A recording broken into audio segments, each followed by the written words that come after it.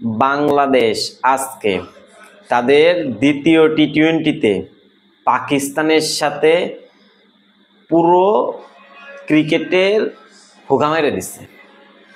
বাংলাদেশ যা খেলছে প্রথমে দেখে মনে হয়েছিল যে না এটা জাতের খেলা খেলতেছে, পারফরমেন্স ভালো হবে। সকালের আকাশ দেখে নাকি বলা যায় যে সারাদিনটা কেমন যাবে। প্রথমে যখন প্রথম জুটিটা শুরু করছে জাস্ট ওয়াও, কিন্তু যখন পড়া শুরু করছে একদম দুর্বল পুরুষের মতন পড়া শুরু করছে। মানে কি মাঠে নামার আগেই তাদের তাড়া আছে।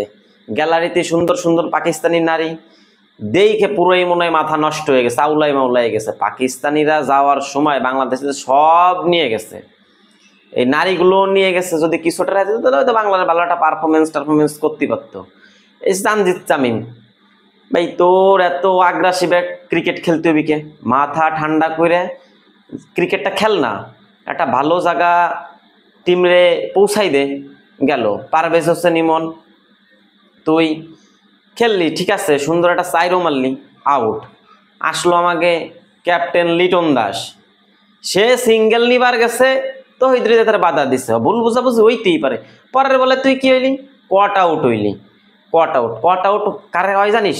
জাগে হাতেতে শক্তি থাকে না, সাটুবাঙ্গা প্লেয়ার রয়েলো কট আউট। আরে বেটা, খুব যদি শর্ট থাকবি, জোর থাকবি, তুই হাঁকাই মারবি গ্যালারির উপর, তুই কট আউট হইয়ে তুই কেন তোর তোর প্লেয়ারের সাথে ঝাড়ি টাড়ি মারিস? ওরে বাবা, সে যখন ড্রেসিং রুমে গেছে যার পরও তার মনে রাগ ফাইটে যেতেছে। গেল তৌহিদ হৃদয়, তুই আমাকে এই যে আম্পায়ার আছে বাংলাদেশের সৈকত রে তুই ঝাড়ি মারিস যে আপনি ইন্টারন্যাশনাল আম্পায়ার হলে আমি ইন্টারন্যাশনাল প্লেয়ার। তুমি যে কি ইন্টারন্যাশনাল প্লেয়ার হইছো, তুমি আউট। আসলো কিনা শামীম পাটোয়ারি, তিনিও আউট। মানে ধৈর্য মানতেছে না, গ্যালারিতে যাইতে হবে, খাওয়া দাওয়া করতে হবে। দেন বডি ফিটনেস দেন না, উনি হলো খাইতে গেছে বিসিবির টাকায় 8-10 লাখ টাকার এক একজন বেতন পায়, বুঝেন না? দলের সাথে 9 লাখ টাকার প্লেয়ার রেটাইনে নিয়ে যেতে হলো ফিল্ডিং খাটানোর জন্য। মানে কিরারে কইছে বুঝতে পারছেন, শান্ত দাদা তারা নিয়ে হলো ফিল্ডিং কাটানোর জন্য। তারপর জাকের আলী অনেক প্লেয়ার ভালো, কিন্তু এত যখন উইকেট পড়ে গেছে একটু ধৈর্য ধরে ব্যাটিংটা করা উচিত ছিল আজকে। সেও 0 রানে আউট, গোল্ডেন ডাক। ঠিক আছে, গোল্ডেন ডাক। তারপরে এই যে আসলো আমাকে রিশাদ হোসেন, তুমি কত সুন্দর খেলা দিলা পিএসএলে। কে ভাই দেশের জন্য একটু খেলা যায় না? তুমি তো হয়ে গেছো ওই যে অন্য দলের যেমন ব্রাজিলের প্লেয়ারকে মতন। ঠিক আছে, যে ক্লাবে খেলবা ভালো, ওই যে টাকা দেয় নগদ, কেরা টাকা দেয় না মাস গেলি তোমাকে। আরে যা কে পারফরমেন্স দিতে পারো না? পারফরমেন্স দিবা না, পারফরমেন্স দিয়ে না দলে টিয়ে থাকতে হবে। তুমি এক ম্যাচ খেলবা ভালো, 10 ম্যাচ থেকে যাবা দলে, এ তো বাংলাদেশের চিরাচরিত রূপ, তাই না? তারপরে এসে আমাকে তানজিম সাকিব, যাক ভাই ওয়াও, জাস্ট ওয়াও লেভেলের একটা খেলা দিছে। বোলিং ফিগারটাও যথেষ্ট ভালো ছিল, আর ব্যাটিং জাস্ট যারা খেলছে বাংলাদেশে তাদের ভিতরে সবচেয়ে বেস্ট খেলা দিছে। তারপরে আসছে হাসান মাহমুদ, সেও তার একটা যথেষ্ট সাপোর্ট দিছে। আর শরীফুল দৈরে সাইডে দিয়ে মাকাইন দেবাছে, সে তো রিটায়ার্ড হয়ে আগেই উঠে গেছে, তার তো আর কোনো দায়ভার নেই। আমি তো আর নামি নেই, ব্যাটিং বোলিং যেটা করতে পারছি করছি, না পারছি না করছি।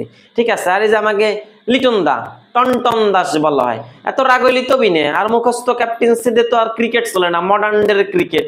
এইটা মাথায় ব্রেনটা থাকতে হবে দাদা, ব্রেনটা থাকতে হবে।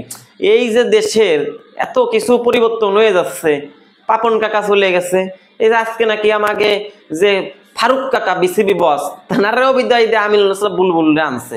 তা খারাপ করলে যদি বিদায়ের প্রক্রিয়া থাকে, তাহলে এই সিন্ডিকেটের মালগুলো, পাঁচাটা মালগুলো পারফরমেন্স না করে দিনের পর দিন বাংলাদেশ ক্রিকেটে থেকে বাংলাদেশের ক্রিকেটে যে হুগা মারতেছে, এই হুগা মারা প্লেয়াররে বাদ দিয়ে যারা পারফরমেন্স করে, পারফরমেন্সের ভিত্তিতে প্লেয়ার রাখা যায় না। যে খারাপ খেলবে বসে থাকবে। আমি ভাই দেখা করছে অস্ট্রেলিয়ার ওয়ান্ডারেরও পানি টানতি দেখছি। তো বাংলাদেশের এই যে যারা আছে তারা কি একটু বসে পাশে বসে থাকতে পারে না? পারফরমেন্স দিয়ে দলে ঢুকতে পারে না? মানে কি জাতীয় দলে আসলেই তাকে কাম শেষ। মানে দুর্বল পুরুষ হিসেবেও তারা অনেক দুর্বল হয়ে গেছে। এগুলো কি খাওয়াতে হবে? পুষ্টিকর খাবার, খেজুর খুরমা, আর ওই যে সৌদি আরবে ঠান্ডা খাওয়াতে হবে। ঠান্ডা না খাইলে আগে জোর বাড়তেছে না। জোর বাড়বি কেমনে রে ভাই? হাতের তো মাসেল পাওয়ার থাকা লাগবে। ছোট ছোট শর্ট দিয়ে তো আর ক্রিকেট চলে না। তোমার 64 গজ 74 গজ বাউন্ডারি পার করতে, তুমি যে বিপিএল খেলো, বিপিএল এ তো একটুক বাউন্ডারি, ও তো মারলিস হয়। আর বিদেশে যখন যাবা, ও 74 গজ 74 মিটার 82 মিটার বা 60 65 মিটার বাউন্ডারি পার করা এক কথা না রে ভাই, একটু ভিন্নতা তো থাকতে হবে। তা যাই হোক, ক্রিকেটারের হোগা মারার দরকার নাই। এখন আমিনুল ইসলাম বুলবুল আসছে, দেখি বাংলাদেশের ক্রিকেটের কি উন্নয়ন হয়। এই প্লেয়ারগুলো পারফরমেন্সের ভিত্তিতে থাক। আমরা যারা ক্রিকেট পাগল, যারা ভক্ত আছি বাঙালি জাতি, তাদের একটু খেলা দেওয়ার দাও ভাই। এই রাত যাইকে তোমাকে এই সাটুবাঙ্গা খেলা দেওয়ার জন্য বসে থাকি না, একটু ভালো খেলা দাও, শান্তি আনো মনে।